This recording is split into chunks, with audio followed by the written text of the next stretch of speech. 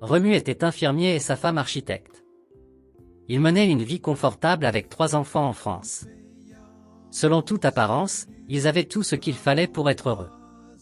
Mais il leur manquait quelque chose. Remu souhaitait pouvoir répéter la prière de Jésus à son Père. Il se demandait si sa mission ne devait pas être semblable à celle de Jésus lorsqu'il proclamait dans une synagogue. Remu a lu les dernières instructions de Jésus à ses disciples. « Allez donc, faites de toutes les nations des disciples, baptisez-les au nom du Père, du Fils et du Saint-Esprit, et enseignez-leur à observer tout ce que je vous ai prescrit. » Il a ensuite lu le livre d'Ellen White intitulé « Ministère du colportage ».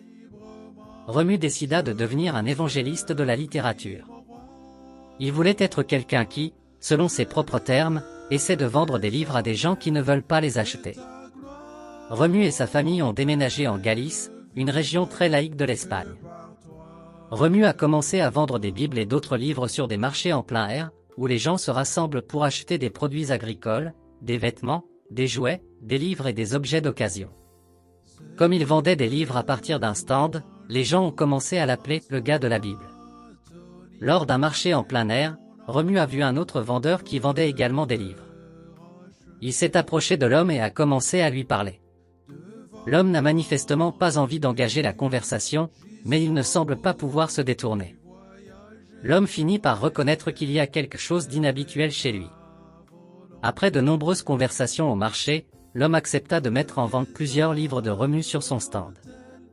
En guise de remerciement, Remu lui offre une Bible.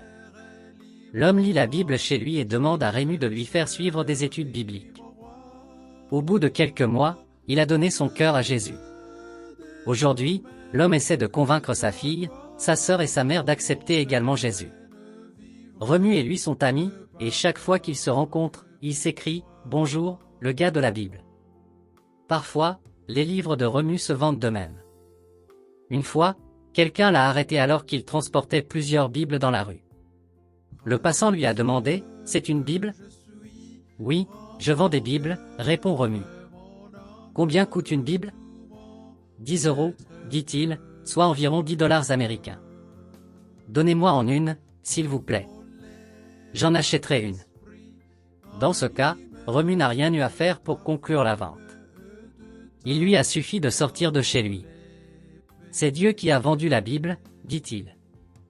Une autre fois, une femme a littéralement sauté de joie en voyant que Remu vendait des Bibles. « J'ai prié Dieu pour qu'il me donne une Bible », s'exclame-t-elle avant d'embrasser sa nouvelle acquisition. C'est une réponse de Dieu. Une autre fois, Remu a parcouru 70 miles ou 120 km pour atteindre un marché en plein air. À sa grande joie, il vendit beaucoup de livres ce jour-là. Mais le soir venu, il s'est rendu compte qu'il n'avait pas vendu assez de livres pour couvrir le coût de l'essence pour le voyage. Il se demande alors si le voyage en valait la peine. C'est alors qu'un vieil homme d'environ 90 ans s'est approché du stand de livres. Il lui a demandé s'il avait une Bible. L'homme voulait savoir si Jésus pouvait l'aimer. Remu a parlé avec joie de Jésus et de son amour. Les larmes aux yeux, les deux hommes contemplaient l'amour de Jésus. Puis l'homme a acheté une Bible. Il n'est vraiment jamais trop tard pour apprendre à connaître Jésus. Rencontrer cet homme âgé et partager avec lui l'amour de Jésus valait bien le coup du voyage au marché. Remu espère voir cet homme avec Jésus au paradis. Remu est heureux de servir Dieu en Espagne. Il y a beaucoup de gens qui cherchent le pain de vie, dit-il. Nous pouvons les aider en leur donnant la Bible.